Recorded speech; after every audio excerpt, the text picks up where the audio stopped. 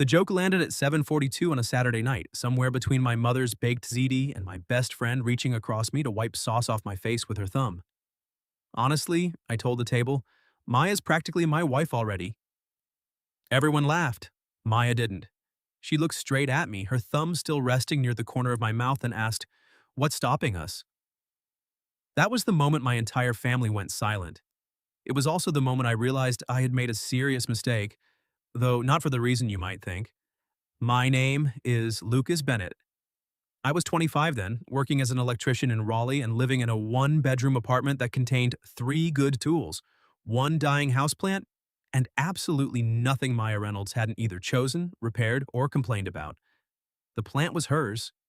Technically, she had given it to me when I moved in. A home needs something alive in it, she'd said. I'm alive. Debatable. That was Maya. She could insult me without changing her tone, then show up at 6 in the morning with coffee because I had an early job across town. She was 24, managed a small neighborhood bakery, and somehow always smelled faintly of vanilla even when she hadn't been working. We'd met 2 years earlier when I was rewiring the bakery after a pipe burst above the kitchen. Maya had stood beneath my ladder, arms crossed, informing me that if I killed power to her ovens during the morning rush, she would make my obituary brief but accurate. I liked her immediately. Not just because she was beautiful, although she was. She had dark, expressive eyes and thick brown hair she usually twisted up with a pencil while she worked. What got me was the way she paid attention. Maya remembered who took their coffee black, which customers had sick parents, and whether I was joking because something was funny or because I didn't want to admit it hurt. At first, friendship was easy. We were both dating other people when we met. By the time those relationships ended, Maya and I had settled into something comfortable enough that changing it felt like taking a hammer to the best room in the house. She had a key to my apartment. I was her emergency contact. Every Wednesday, she brought dinner over after closing the bakery, and every Sunday, I fixed whatever small thing had broken in her rental house while she followed me around, pretending not to be impressed. Neither of us called those evenings dates. That would have required honesty. The Saturday everything changed began with Maya calling me at 4. "Your mother texted me," she said. I glanced at my phone while tightening the cover on an electrical panel. "I'm concerned that you two have reached the direct communication stage." She said family dinner starts at 6.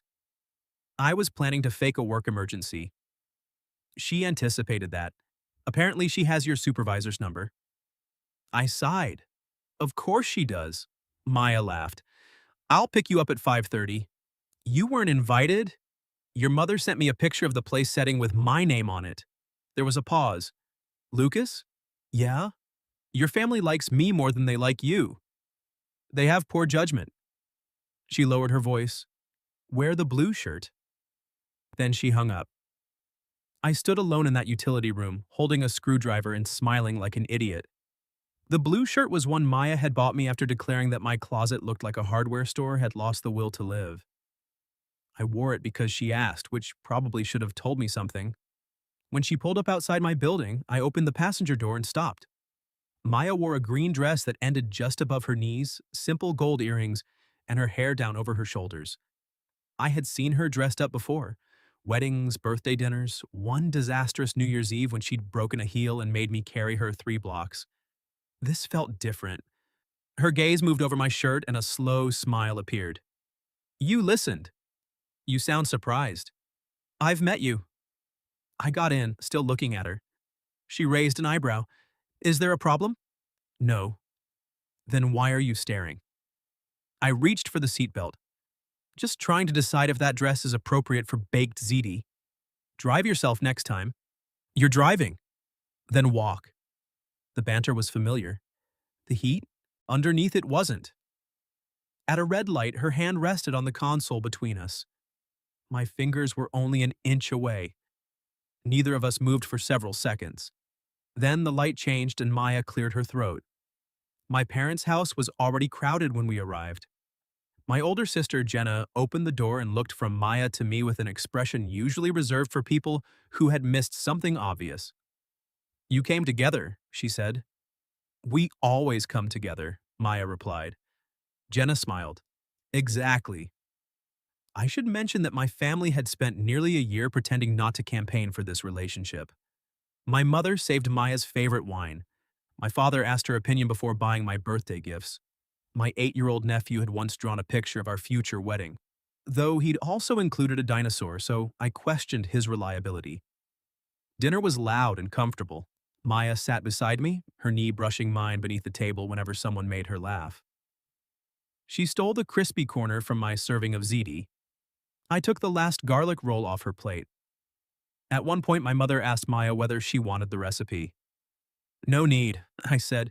She'll just make it better and bring me some. Maya gave me a sideways glance. Bold of you to assume you'd get any. You always save me some. I could stop. You've been threatening that for 2 years. My father shook his head. You two sound married. Married people have better tax benefits, Maya said. And joint arguments about thermostat settings, I added. You keep your apartment at 66 degrees. Because electricity costs money. You're an electrician. That doesn't make it free. Maya leaned across me to reach for the grated cheese, noticed the sauce near my mouth, and wiped it away with her thumb. The gesture was casual. The look she gave me afterward wasn't. I felt the warmth of her touch long after her hand should have moved. Something inside me shifted. A door opening onto a room I'd spent 2 years insisting wasn't there. That was when I made the joke. Honestly, I said, trying to ease the sudden tension, Maya's practically my wife already. Everyone laughed. Everyone except Maya. Her eyes stayed on mine. What's stopping us? My sister's fork struck her plate. My mother stared down at her wine with the concentrated innocence of a woman hearing absolutely everything. I gave a short laugh. You mean besides this audience? I mean besides you being scared. There are sentences that embarrass you, and there are sentences that reach under your ribs and find the truth you've been hiding. That one did both. My parents' divorce had taken 3 years and ruined every holiday between my 15th and 18th birthdays. They had found their way back to friendship eventually, but I'd learned early that love could turn the safest person in your life into someone you spoke to through attorneys. Maya knew that. She also knew I hadn't had a serious relationship since college. I set down my fork. Can we talk outside? Please. She followed me through the kitchen and onto the back porch. Evening rain tapped softly against the roof. Through the window, my family made a heroic and completely unconvincing effort not to watch us. Maya folded her arms, but she didn't look embarrassed. She looked nervous. That scared me more. What was that? I asked. You made the joke. I didn't expect you to propose over baked pasta. I didn't propose. Good. Because my answer depends heavily on the ring. Her mouth twitched, but the smile disappeared almost immediately. I'm serious, Lucas. The rain filled the silence. She stepped closer, near enough that the vanilla scent of her hair cut through the damp summer air. You call me when something good happens, she said. You call me when something bad happens. I know your family, you know mine. We spend 3 nights a week together and pretend it's accidental. Maya? No, you asked what this is without asking. Her voice softened. So I'm asking. I could feel my pulse in my throat. What exactly are you asking me? She looked down once, gathering courage, then took my hand and placed it gently against her waist. Her breath caught. So did mine. I'm asking whether you've ever wanted to kiss me, she said. Because I've wanted you to for the last 6 months. Behind us, something crashed in the kitchen, followed by my father, loudly claiming he had dropped a spoon. Neither of us turned around. Maya's fingers closed around the front of my shirt and her eyes held mine. Well, she whispered. Yes, I said. Maya's grip tightened on my shirt. Yes, what? Yes, I've wanted to kiss you. For how long? I could have lied. 6 months would have matched her answer and made me seem considerably less pathetic. Since you fell asleep on my shoulder during that terrible Christmas movie last year. Her lips parted. That was 9 months ago. I'm aware. And you didn't say anything? You drooled on me. It was a confusing moment. She laughed, but it came out shaky. Lucas. I slid my hand from her waist to the small of her back. I didn't say anything because you're the first person I want to tell everything to. Risking that felt terrifying, catastrophically stupid. Maya searched my face. And now not kissing you feels worse. Her gaze dropped to my mouth. That was all the permission I needed. I leaned in slowly, giving her time to change her mind. She didn't. Her fingers curled against my chest, and when my lips met hers, I discovered two things at once. First, kissing Maya did not feel strange. It felt like recognizing somewhere I'd never been. Second, my family was terrible at pretending not to watch. Someone behind the kitchen window whispered, "Finally," much too loudly.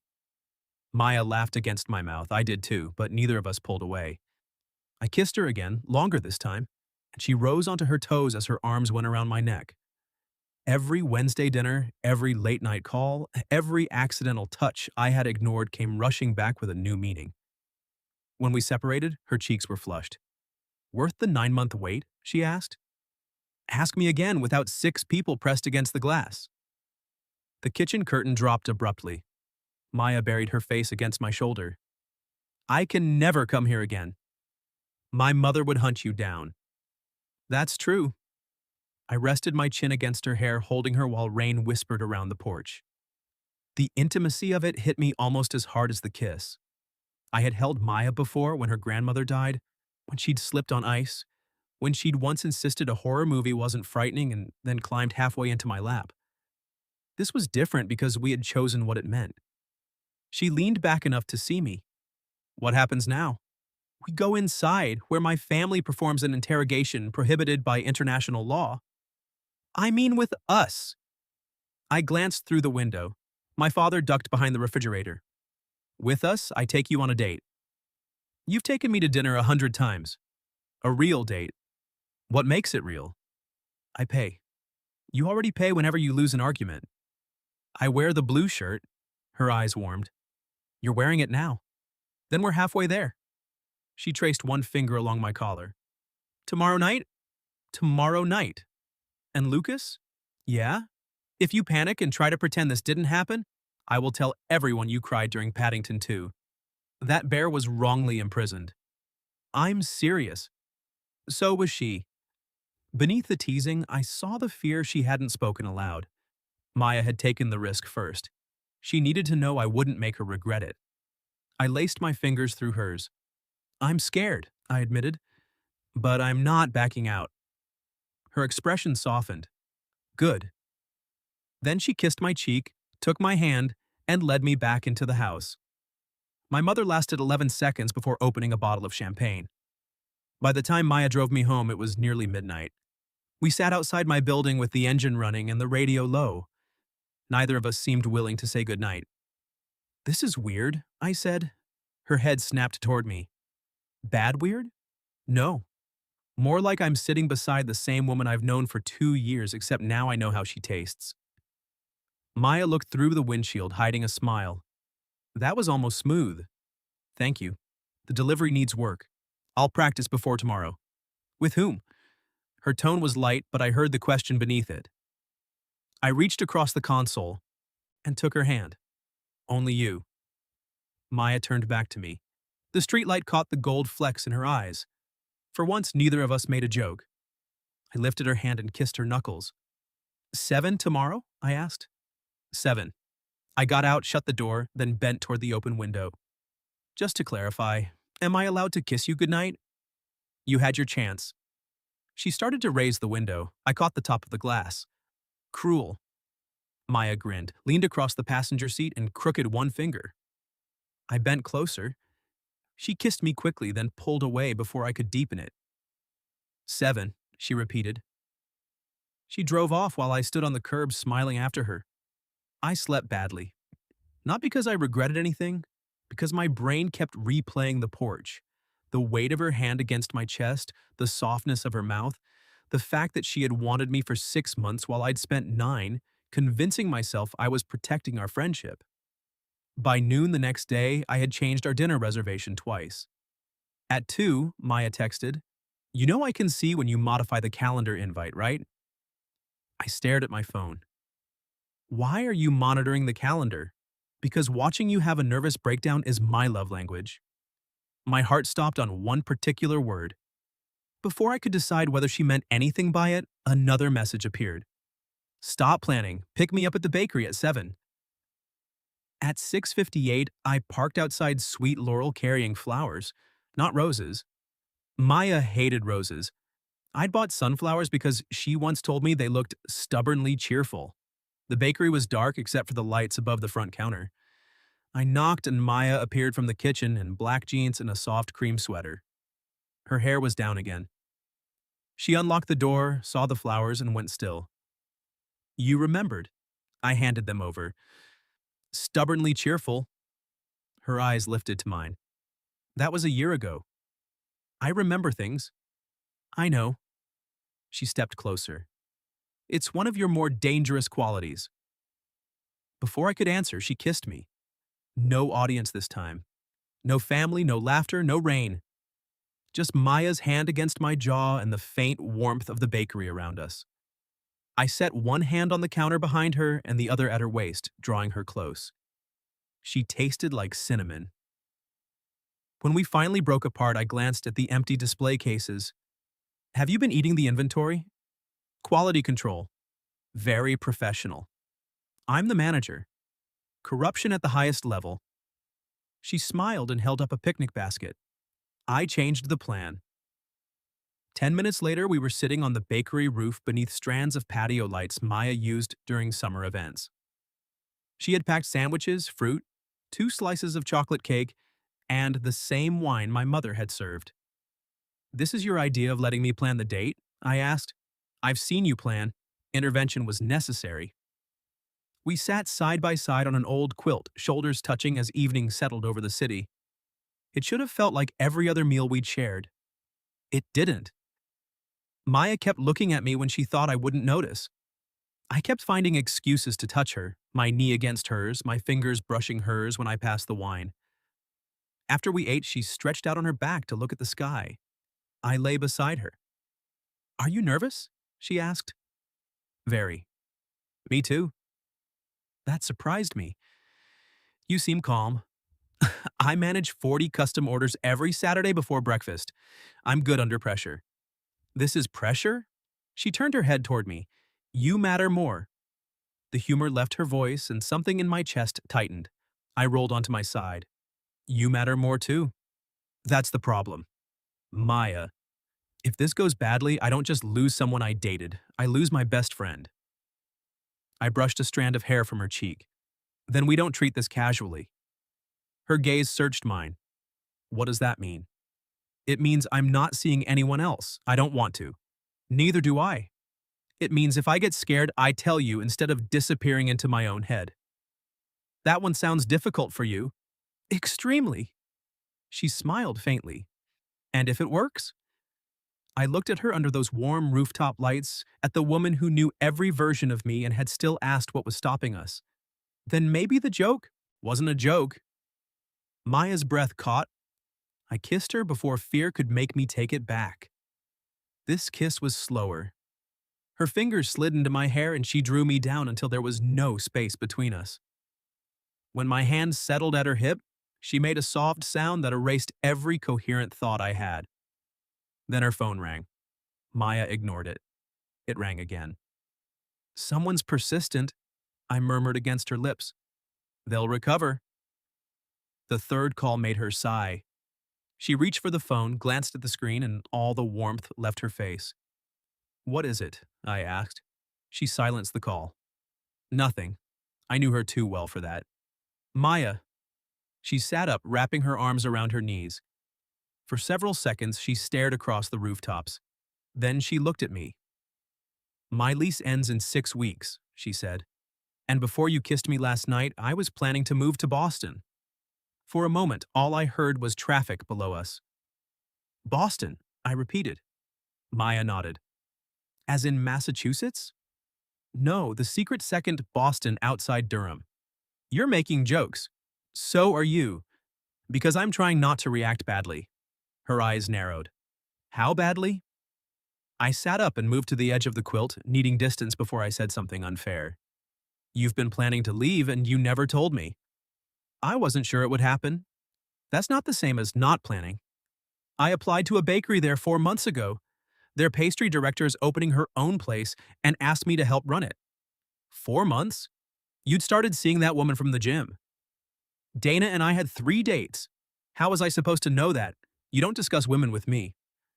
Because every time I tried, Maya had suddenly become fascinated by her phone or the nearest exit. I looked at the dark screen in her hand. Was that the bakery calling? It was Simone. She offered me the job on Friday, the day before our first kiss. And the lease? My landlord is selling the house. The timing seemed like an answer. But you haven't accepted. Not yet. I should have felt relieved. Instead, the words not yet settled cold in my stomach. Maya drew her knees closer. Say something. I stared across the roof at the lights in the neighboring buildings. Congratulations! She flinched. It was subtle, but I saw it. That's what you say? It's a big opportunity. I know what it is. What do you want from me, Maya? Her voice softened. I don't know, something honest. That stung because she was right. I had spent most of my life disguising fear as practicality. After my parents' marriage collapsed, I became excellent at anticipating endings. If I expected people to leave, they couldn't surprise me. Maya had always seen through it. I turned toward her. I want you to stay. Her eyes widened. I know it's selfish, I continued. I know we've been doing this for less than 24 hours and I don't have the right to ask you to give up something you worked for, but you asked for honest. Keep going. I'm angry that you didn't tell me. I'm angrier that I can't pretend this is only about losing Wednesday dinners. The tension in her shoulders eased slightly. I don't want 6 weeks with you, I said. I want to find out what this is without an expiration date hanging over us. Maya set her phone aside. Then she crossed the small space between us and took my face in both hands. I wanted you to say that, she whispered. I closed my eyes briefly. That doesn't solve Boston. No, but it solves the part where I was terrified I'd imagined this alone. You didn't. Her thumbs brushed my cheeks. I haven't accepted because I don't know if I want that life anymore. Because of me. Not only you. The job is exciting, but it means leaving my parents, the bakery, everyone I know. A sad smile touched her mouth. And yes, you. Especially now. I covered one of her hands with mine. I won't ask you to shrink your life for me. What if I'm not asking you to decide for me? What if I'm asking you to matter while I decide? That landed harder than any ultimatum could have. I drew her onto my lap. She came willingly, one arm circling my shoulders as my hands settled at her waist. I matter, I said. You do. And I want. You. Her gaze dropped to my mouth. That could use clarification. I want you here. I want this relationship. If you choose Boston, I'll still want you. Maya studied me. Are you saying you'd try long distance? The idea made my chest ache, but not as much as losing her without trying. Yes. You hate flying. I hate airports. Flying is just sitting angrily in the sky. She laughed, and the sound broke something open between us. I kissed her. She leaned into me, soft and warm, and the kiss turned urgent almost immediately. Her hand slipped into my hair. Mine tightened at her hips. When she shifted closer, every nerve in my body woke up. Lucas, she breathed. I pressed my forehead to hers. Tell me if I'm moving too fast. You've taken 9 months to kiss me. I don't think speed is our problem. That sounded like a complaint. It was. She kissed me again, smiling against my mouth. We stayed on the roof until the wine was gone and the city had quieted around us. We didn't solve Boston. We didn't pretend love or whatever we were racing toward automatically answered questions about careers and homes. But when I drove her back to her rental, she invited me inside. I'd been there hundreds of times. That night, the doorway felt like a border. Maya stood with one hand on the open door. You can stay. The softness in her voice sent heat through me. I can also go, I said. Do you want to? No. Then why are you still on the porch? I'm trying to be respectful. You can be respectful in the living room. I stepped inside. She locked the door, turned, and leaned back against it. For one suspended second, we simply looked at each other. Then she reached for me. The kiss was deep and unhurried. I braced one hand beside her head while her palms moved over my chest, learning what friendship had never allowed us to touch. When we finally pulled apart, she was breathing as hard as I was. "Stay the night," she whispered. I searched her face. "Are you sure?" "Yes, but I don't want to rush everything just because we might have 6 weeks." Relief and desire tangled inside me. "We go as slowly as you want." She took my hand. "Good. Because you're sleeping beside me, and if you steal the blankets, Boston wins by default."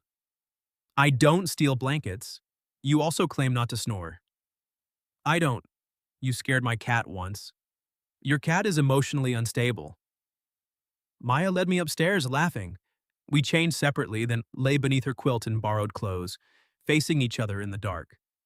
The distance between us was only a few inches. It felt more intimate than the kissing. She traced the lines of my palm with one fingertip. "When did you know? That I wanted you? That this wasn't ordinary friendship?" I thought about it. "Your birthday." "Which one?" "Last year.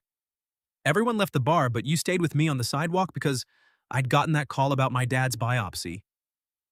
Her expression softened. "It was benign," I said, "but I was scared. You held my hand for an hour and didn't tell me not to be.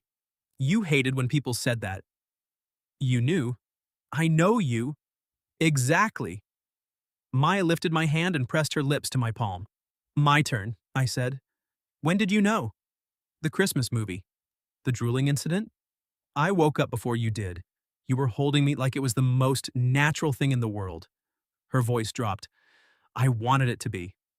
I slid closer and drew her against me. "It can be," I said. She tucked her head beneath my chin. "Promise me something." "What?" "Don't become careful now. Don't spend 6 weeks preparing for me to leave instead of being with me." I held her tighter. "I promise." For the next 4 days, I kept it. We had coffee together before work. She came to my apartment Wednesday and kissed me the second I opened the door. I burned dinner because she sat on the counter in one of my shirts, swinging her bare feet and looking entirely too pleased with herself. On Thursday, I helped at the bakery after her closer called in sick. Maya taught me to pipe icing. I produced 6 cupcakes that looked medically concerning. "You're never touching a pastry bag again," she said. "I wired your entire kitchen." Electricity obeys rules, buttercream senses. Fear. When the last customer left, she flipped the sign to closed, walked around the counter, and looped her arms around my neck. "My boyfriend is terrible at frosting." The word stopped me. "You're what?" Maya's confidence faltered. "Unless you don't want—" I kissed her before she could finish. When I pulled back, she looked dazed. "I want," I said. "Very much." "Good. Say it again." "My boyfriend is needy." "One more time." She smiled. "My boyfriend." I kissed her until someone knocked on the locked front door and applauded. It was the happiest week I could remember. Then Friday morning, Simone called again. This time, Maya answered. I was beside her in bed, my arm around her waist. She listened quietly, thanked Simone, and ended the call. "What happened?" I asked. "They need my answer by Monday." 3 days. My promise not to retreat rose in my mind. I took her hand. "What do you need?" Maya looked at our joined fingers. Then she met my eyes. "Come to Boston with me tomorrow," she said. "I want you to see the bakery." She took a breath. "And I want to know if you can see a place for us there." I looked at Maya in the gray morning light. "Are you asking if I'd move?" "I'm asking if you could imagine it." Those were different questions, but only barely. My whole life was in Raleigh. My family lived 15 minutes away. I had spent 4 years building a reputation with the electrical company, and my supervisor had recently started giving me larger commercial projects. But Maya wasn't asking for a promise before breakfast. She was asking me not to dismiss the possibility. "I'll come," I said. Her shoulders lowered. "Really?" "I told you I'd sit angrily in the sky for you." She rolled over, grabbed her phone, and began searching flights. You're not flying angry. I'm getting you a window seat. Why? So you can see how high we are. That seems worse. She kissed my shoulder. My brave boyfriend. I liked the teasing. I liked boyfriend more. The next morning, I gripped Maya's hand so tightly during takeoff that she finally leaned over and whispered, I need those fingers for work. You have 10. I'm fond of all of them. I loosened my grip. She rested her head on my shoulder. You came. Of course I came. No. Her voice lost its humor. You got on a plane with 1 day's notice because I asked. I turned my hand over and linked our fingers. Get used to me showing up. She looked at me for a long moment, then kissed my cheek. Boston greeted us with cold rain and a taxi driver who seemed personally offended by traffic. Simone's bakery was in the south end inside a narrow brick building with tall windows and blue trim. The sign wasn't up yet. The kitchen, however, was nearly finished. Maya transformed the second we stepped inside. She moved from station to station, asking questions about the ovens, storage, suppliers, and staffing. Simone, a sharp-eyed woman in her 40s, answered while watching Maya with obvious respect. I stayed back. This wasn't a vague opportunity, it was a beautiful kitchen designed by someone who understood exactly what Maya could do in it. She would oversee production, create the seasonal menus, train a team, and help shape the bakery from opening day. The salary was better than she'd suggested. There was even profit sharing after the first year. She belonged there. That realization hurt. Simone excused herself to take a delivery call, leaving us alone near the marble work table. Maya ran her palm over its surface. Well, it's incredible. Her eyes searched mine. You mean that? I mean it. She leaned against the table. You've gone quiet. I'm trying to picture you here. And? I smiled, though it cost me something.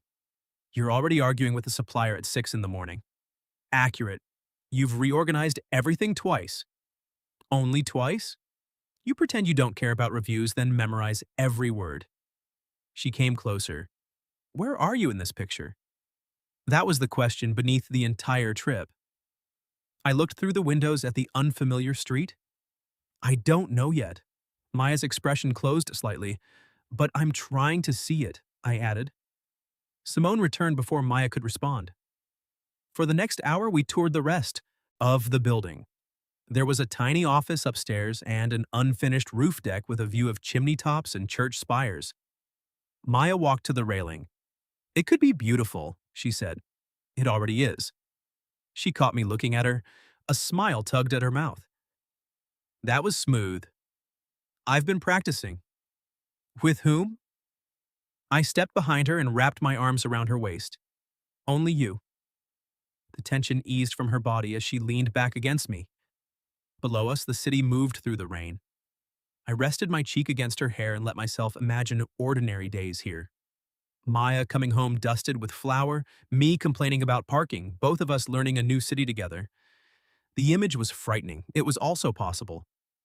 After the tour, we checked into a small hotel near Copley Square. The room had one bed, which neither of us mentioned for approximately 12 seconds. Maya set down her bag. We can request a room with 2. We slept in one bed all week. That was different. How? It was my bed. I had territorial authority. I walked toward her. And here? Neutral ground. Dangerous. Potentially. She slid her arms around my neck, and I kissed her until we forgot about the luggage, the rain, and the decision waiting for us. We spent the afternoon walking without a plan. Maya dragged me into a used bookstore. I bought her a battered pastry memoir she had once mentioned wanting. She bought me a guide to Boston wiring codes. This is not romantic, I told her. You highlighted an electrical supply catalog last month? That was professional literature. She laughed and tucked her hand into my coat pocket alongside mine. We ate dinner in a crowded Italian restaurant where our knees touched beneath a table barely large enough for 2 plates. Afterward, we walked through the public garden under one umbrella. Maya stopped on a footbridge, city lights trembling across the dark water. Could you be happy here? She asked. With you? Don't evade. I took a breath. Maybe, but I can't move next week. I know.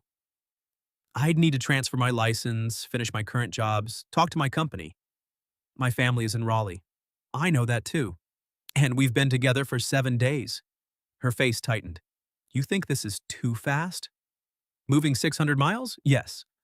She stepped out from beneath the umbrella and faced the water. Rain gathered in her hair. I moved beside her. That doesn't mean I don't want us. You said you could imagine a place for us here. I can. I also imagine what happens if I move immediately, build my entire life around you, and wake up terrified that I've repeated every mistake my parents made. Maya went still. You think loving someone is their mistake? No. Disappearing into each other was. They stopped being two people choosing a life and became two people blaming each other for it. She looked at me then. I forced myself to say the part that scared me most. I won't make you responsible for everything I leave behind, and I won't let you make me responsible for Boston if you stay. Her eyes shone, though whether from rain or tears I couldn't tell. So, what are you saying? Take the job if it's what you want. We do long distance while I work out whether moving makes sense, not because I'm afraid to lose you, but because I want a life with you. A trial period. A plan. For how long? 6 months. She laughed once without humor. You've turned us into a commercial renovation. I'm trying to do this right. There is no right, Lucas. I know. That's what scares you. Yes. The admission hung between us. Maya wiped rain from her cheek. I don't need you to be fearless. I need to know you won't use caution as a prettier word for running away. I closed the umbrella and dropped it beside my feet. Then I took her face in my hands. I am in love with you. Her breath stopped. The words shocked me too, but once spoken, they felt inevitable. I have been for longer than I knew, I said. I love the woman who threatens electricians and remembers everyone's coffee order. I love the woman who invades my family dinners and buys me shirts because she hates my clothes. I love my best friend. A tear slipped down her cheek. And I'm not running, I continued. I'm asking you to trust me enough to do this without either of us becoming smaller. Maya gripped the front of my coat. I love you too, she whispered. You impossible, overcautious man. Then she kissed me in the rain. It wasn't careful, neither of us was. Back at the hotel, we changed out of our soaked clothes. Maya stood near the bed in one of my t-shirts, hair damp around her shoulders. Are you sure? I asked. She crossed the room and took my hand. I've been sure about you for a long time. That night, we stopped measuring the distance between friendship and love.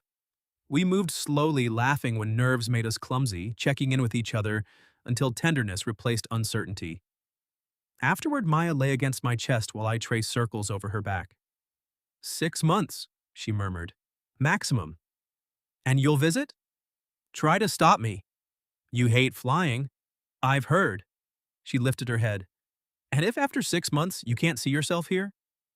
I kissed her forehead. Then we decide together what comes next. On Monday morning, Maya called Simone and accepted. The following 6 weeks passed too quickly. We packed her house. My family threw a farewell dinner where my mother cried and my father pretended not to. Maya spent most nights at my apartment, gradually filling it with boxes while somehow making it feel emptier. On her final morning, we stood at the airport gate holding each other. You'll call when you land? I asked. You'll check the flight tracker every 4 minutes? Every 3. She smiled, but her eyes were wet. I kissed her. I love you. I love you too. The boarding agent announced her group. Maya picked up her bag, then turned back. 6 months, she said. 6 months. She walked toward the gate. My phone rang before she reached the scanner. It was my supervisor. I almost ignored it, but Maya glanced back and nodded for me to answer. Lucas? My supervisor said the moment I picked up. I know the timing is sudden, but Harris is retiring. The owners want you to take over his division. I stared through the glass as Maya handed over her boarding pass. It was the promotion I had worked toward for 4 years. A reason to stay in Raleigh. And I had 6 months to decide whether taking it would cost me the woman I loved. I didn't tell my supervisor yes. I didn't tell him no either. I need the weekend, I said, watching Maya disappear down the jet bridge. You have until Monday. The call ended. For 10 minutes, I stood at the window as if I might still see her plane. Then I called Maya. She answered on the first ring. I haven't taken off yet. I got offered Harris's division. Silence. The promotion? She asked. Yes. The one you've wanted for years? That one. Another silence, longer this time. Take it, she said. Maya. Don't turn it down because of me. I haven't decided. Yes, you have. You're just afraid of what it means. That I'm staying in Raleigh? That we both chose careers in different cities? Her voice cracked on the last word. A flight attendant spoke in the background. I have to turn off my phone, Maya said. We'll work this out. You promised we would. I love you. I love you too. The call ended, leaving me alone with a promotion, a promise, and no idea how to keep both. On Monday, I accepted the job. Maya was right. Refusing it out of fear would only create resentment. But I made one condition clear: I would commit for 6 months. After that, the company could make the position permanent or replace me. My boss wasn't happy, neither was I, but 6 months earlier I would have accepted without hesitation. The fact that I couldn't told me my definition of a good life had changed. Long distance began with optimism and color-coded calendars. We scheduled video calls every night. I booked flights for alternating weekends. Maya sent photographs of the bakery taking shape, and I sent her pictures of the houseplant she remained convinced I would murder in her absence. For the first month, it almost felt manageable. I visited for opening day. Maya stood behind the counter in a white chef's coat flushed with exhaustion and pride. A line stretched down the block. When she saw me, her whole face changed. She ran around the counter and threw her arms around my neck. You came? I said I would. You had that hospital project. I finished the inspection yesterday. She kissed me in front of her staff, Simone, and approximately 30 waiting customers. Someone applauded. We attract audiences, I murmured. Maya smiled against my mouth. Maybe you're just very kissable. That weekend, she showed me her Boston. We drank coffee on her apartment steps before dawn. We walked home after midnight while she told me which recipes had sold out. I repaired a faulty light in her kitchen even though she insisted her landlord should handle it. On Sunday afternoon, she fell asleep against me on the couch. I held her and thought, I could live here. Then I flew home alone. By the third month, optimism required more effort. Calls were postponed. Flights were delayed. Maya missed my father's birthday because a baker quit. I missed her first magazine interview because an emergency outage trapped me at a job site all night. One Wednesday, we ate dinner together over video. My food was cold. She was sitting on a flour sack in the bakery office. This feels romantic, I said. Speak for yourself. I lit a candle. That's a birthday candle stuck in a muffin. I work with available materials. I smiled, but Maya didn't. What? I asked. I miss your terrible cooking. I miss being insulted in person. I miss everything in person. The screen froze for 2 seconds. When it returned, she was wiping her cheek. Maya. I'm fine. No, you're not. Neither are you. She was right. We had been so determined to prove we could survive the distance that neither of us had admitted what surviving it cost. I don't want us to become voices in our phone, she said. We won't. We already are. I leaned toward the screen. Then let's talk about what changes. Lucas, you love your job. And you love yours. That's the problem. No, the problem is we keep talking as if our jobs are immovable facts, and we're the pieces that have to fit around them. She looked at me. What are you saying? I'm saying I checked the licensing requirements in Massachusetts. Her eyes widened. I'd need to document my hours and take an exam, I continued. I started the application last month. You didn't tell me. I didn't want it to become a promise before I knew whether it was possible. And is it? My exam is in 4 weeks. Maya covered her mouth. I'm not moving because I'm panicking, I said. I've looked at companies. I've talked to contractors. Commercial electricians exist in Boston, apparently. A tear escaped despite her laugh. You'd leave the promotion? Yes. For me? For us. There's a difference. She shook her head. You said you wouldn't become smaller. I'm not. A title isn't the only way to grow. Your family will remain my family from another state. There are planes, though I object to them philosophically. Lucas, I want ordinary mornings with you. I want to hear about your day without a screen freezing halfway through it. I want to argue about the thermostat and burn dinner while you sit on the counter. Her hand pressed to the screen. I matched it with mine. I want a life with you, I said. Not 6 months of proving I can live without it. Maya's face crumpled. I wish I could kiss you, she whispered. Friday night. What? I changed my flight. I'll be there Friday. You have the hospital inspection. Thursday. She smiled through her tears. You planned ahead? I've been influenced by a highly controlling bakery manager. Pastry director. My apologies. That Friday, I knocked on her apartment door carrying sunflowers. Maya opened it wearing the green dress from my parents' dinner. For a second, neither of us spoke. Then she launched herself at me. I caught her around the waist. She kissed me hard enough that the flowers ended up crushed between us. I missed you, she said between kisses. I noticed. I love you. I love you too. She pulled me inside, kicked the door shut, and held my face as if confirming I was real. Later, we lay together with her head on my chest and our legs tangled beneath the sheets. Are you sure about moving? She asked. I'm sure about building toward it. And if you hate Boston? I'll complain constantly. Obviously.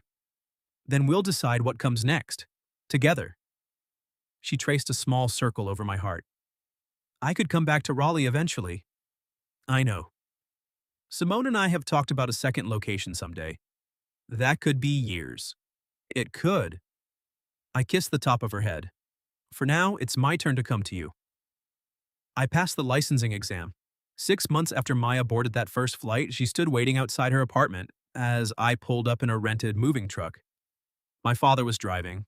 My mother sat beside him with the houseplant in her lap. They had insisted on helping, partly out of love and partly because my mother didn't trust movers with my dishes. Maya ran down the steps. I barely had time to get out before she collided with me. You're late, she said, wrapping herself around me. Traffic. You said noon. It's 12:07. I've been waiting 6 months. I kissed her beneath the bare branches while my father leaned on the horn. Still attracting audiences, I said. Maya kissed me again. Let them watch. I found work with a commercial electrical contractor 2 weeks later. It wasn't a division head position, but within a year I was managing the renovation of a historic hotel and training 2 apprentices who thought my wiring code jokes were terrible. They were. Maya's bakery flourished. She created a sunflower-shaped lemon cake that became their signature dessert, though she denied it had anything to do with me. We visited Raleigh often. Every family dinner included at least one reference to the porch kiss, usually from my father, who continued to deny spying through the window. A year after I moved, I brought Maya home for another Saturday dinner. My mother served baked ziti. Maya reached across me and wiped sauce from the corner of my mouth with her thumb exactly as she had that first night. Honestly, I told the table, she's practically my wife already. My family went silent. Maya's eyes narrowed with amused suspicion. What's stopping us? Nothing. I slid out of my chair and lowered myself onto one knee. She covered her mouth as I held up the ring.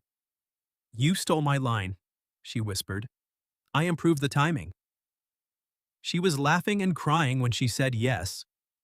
The following spring, we married on the roof of the bakery under strands of warm lights. My nephew carried the rings and was deeply disappointed that we hadn't arranged a dinosaur.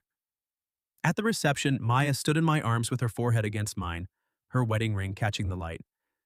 For years, I had believed love was dangerous because it could end. Maya taught me that the greater danger was refusing to begin. What are you thinking? She asked. I looked at my best friend, my wife, and the home we had chosen in each other. That the joke came true. She smiled and kissed me while our families cheered. This time, I didn't mind the audience. What would you have done if your best friend had looked at you after that opening joke and asked, "What's stopping us?" Have you ever experienced something similar? Tell me your story in the comments. And for those who'd like to be a little closer to us, we've opened memberships, where you'll get shorter exclusive stories every week with no ads. If you like this one, leave a like, subscribe, and I'll see you in the next video.